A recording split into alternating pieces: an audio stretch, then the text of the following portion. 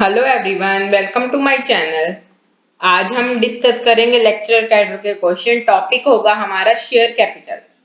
ये 18th part है हमारे एमसीक्यूज डिस्कशन का। तो स्टार्ट करेंगे अपना हम टॉपिक। फर्स्ट क्वेश्चन है, liability of the share holder is limited to the dash of the shares allotted. A option paid up value, B option called up value, C option face value, D option reserve price.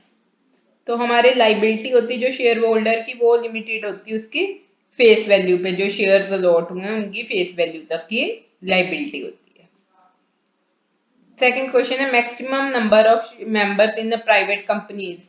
A option 50, B option 100, C option 200, D option no limit. So maximum member private company में हो सकते हैं हमारे 200। जो public company में है वो 50 हो सकते हैं।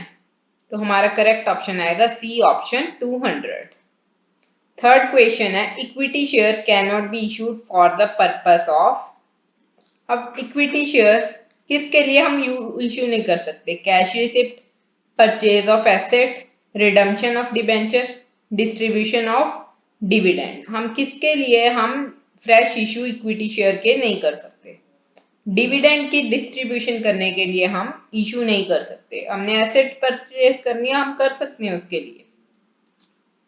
फोर्थ क्वेश्चन है, a company can not issue.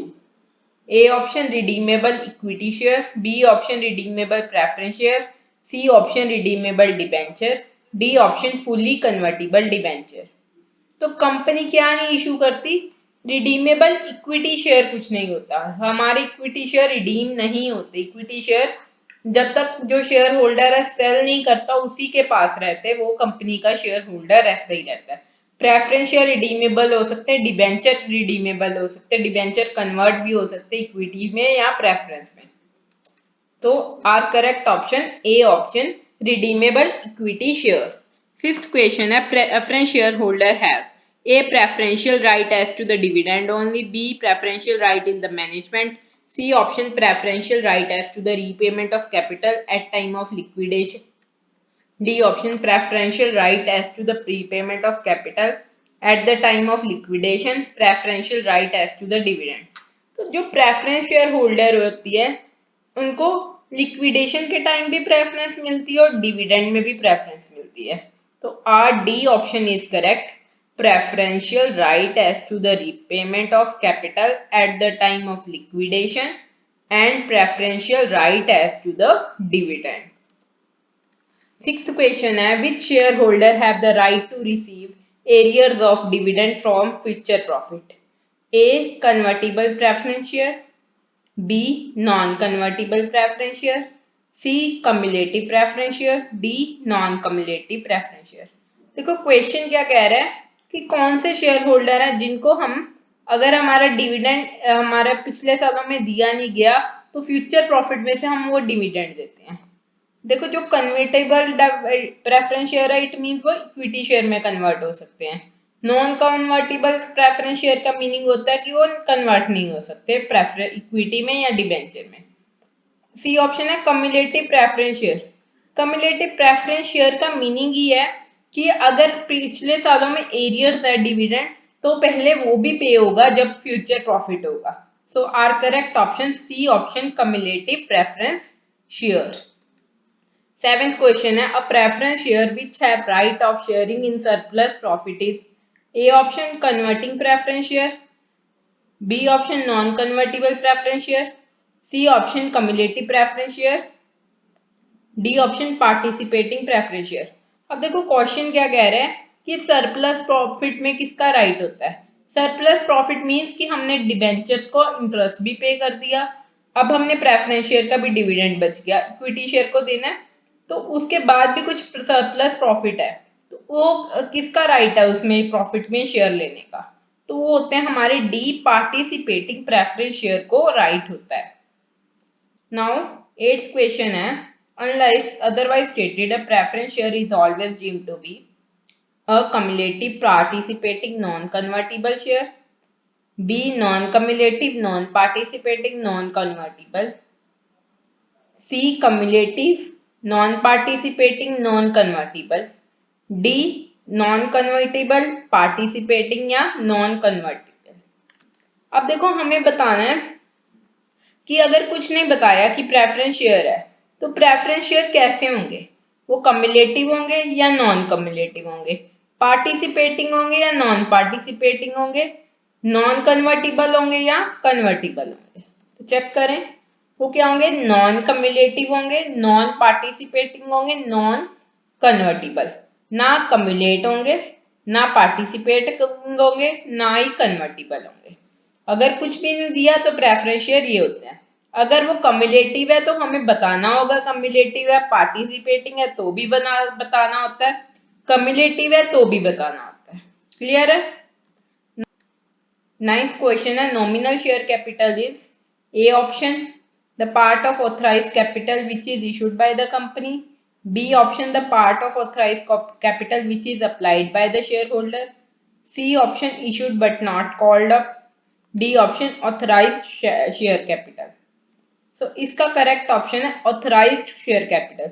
जितनी कंपनी की ऑथराइज्ड शेयर कैपिटल है कि मतलब इतना वो इशू कर सकता है, मीन्स किसी कंपनी की ऑथराइज्ड शेयर कैपिटल है 150 करोड़, चाहे उसने इशू अभी 100 करोड़ ही किया हो, इशू की है बट ऑथराइज है 150 करोड़, तो बाद में वो 50 करोड़ भी और इशू कर सकता है।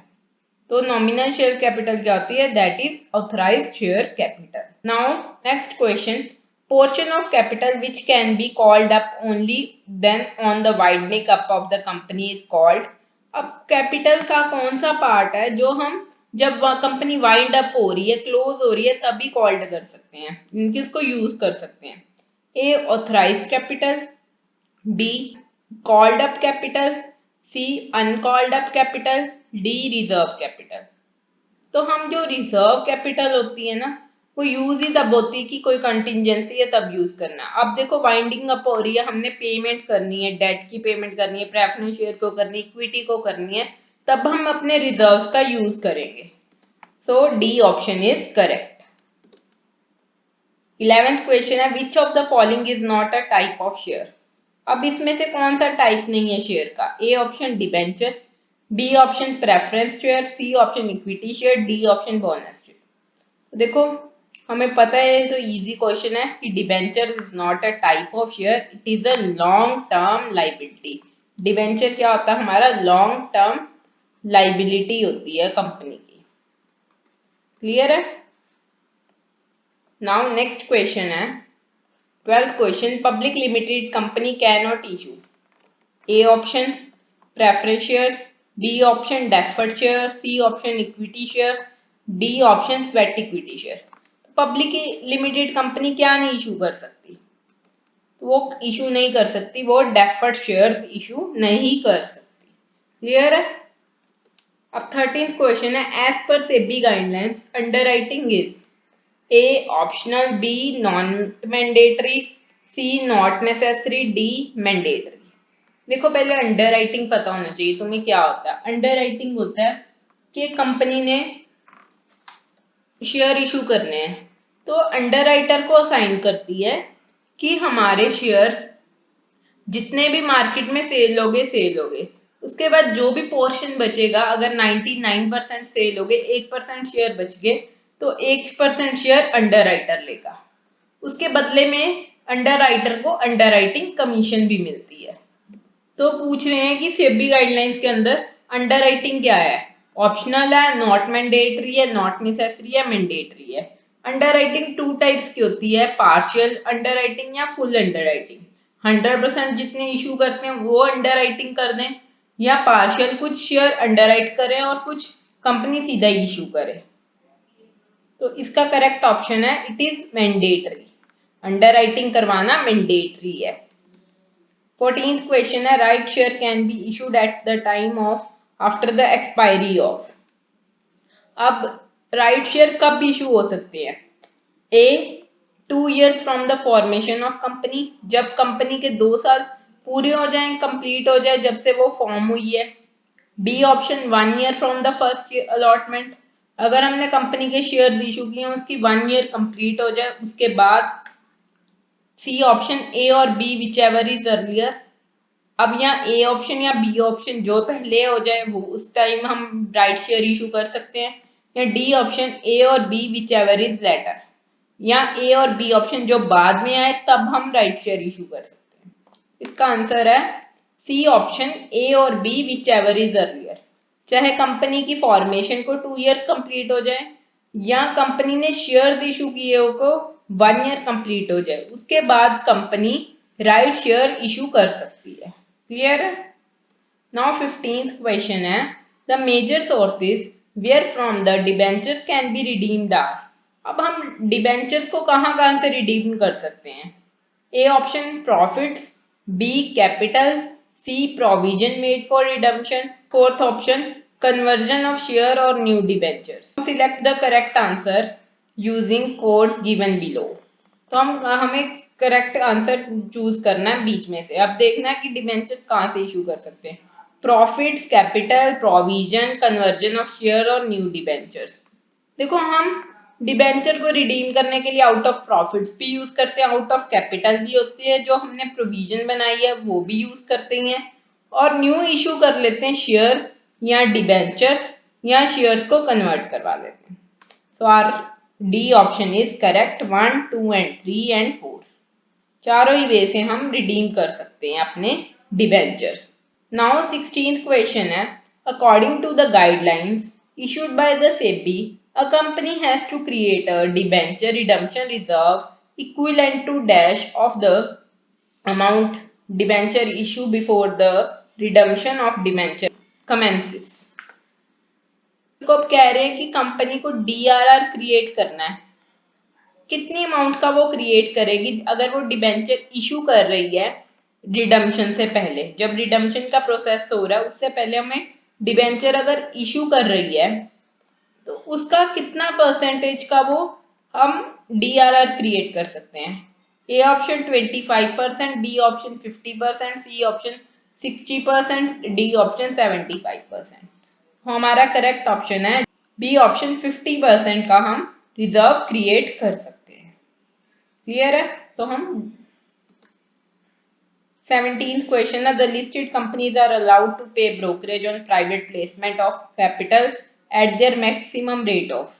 ये अंडरराइटिंग की बात कर रहे हैं कि हम कितनी कमीशन दे सकते हैं listed company. A option 1%, B option 0.5%, C option 1.5%, D option 2%। तो हम 1.5% प्राइवेट प्लेसमेंट को ब्रोकरेज एज अ पे कर सकते हैं। 18th क्वेश्चन है the issue of sweat equity share is authorised by a special resolution passed by a company in. अब हमें sweat equity share issue करने हैं तो कैसे इशू कर सकते हैं? स्पेशल रेजोल्यूशन कहाँ पास होता है? जनरल मीटिंग में, स्टैट्यूटरी मीटिंग में, बोर्ड मीटिंग में, नन ऑफ दिस। तो वो पास होता है हमारा जनरल मीटिंग में। जनरल मीटिंग में स्वेट इक्विटी शेयर का रेजोल्यूशन पास होता है। 19th क्वेश्चन है a company can buy back its own share out of. A option free reserve, B option security premium account, C option proceeds of any share. अब company ने buy back करने share, मतलब market में share है उसको दोबारा वापस खरीदना है कंपनी ने, तो कहाँ कैसे खरीद सकती है? अपने फ्री रिजर्व को यूज करके, सिक्योरिटी प्रीमियम अकाउंट को यूज करके, या कोई भी शेयर्स के पैसे आए हैं उससे वो यूज करके। इसका करेक्ट ऑप्शन होएगा 1, 2 एंड 3। तीनों ही वेज है जिससे कंपनी अपने ही शेयर मार्केट में से बाय बैक कर सकती है। Now 20th question dividend is the portion of. अब डिविडेंड क्या है? Current assets of the company, B debt है, C assets of the company है, डी प्रॉफिट है। तो डिविडेंड हमारा प्रॉफिट का पार्ट है जो हम शेयर होल्डर्स को डिस्ट्रीब्यूट करते हैं। 21 क्वेश्चन है dividend is allocated to the shareholder of A option the company, B option the creditor, C option the customers, D option the debtors। तो अब डिविडेंड किसको मिलता है? कंपनी के शेयर होल्डर्स जो कंपनी के हैं, या क्रेडिटर है, या कस्टमर्स है, या डेटर है। तो इसका करेक्ट आंसर आपको मेरे को कमेंट्स में बताना है। यहाँ तक वीडियो देखने के लिए very very thank you. Video को लाइक करें, शेयर करें, कोई डाउट है तो कमेंट कर लें and don't forget to subscribe my channel. Stay tuned for the next videos and bye.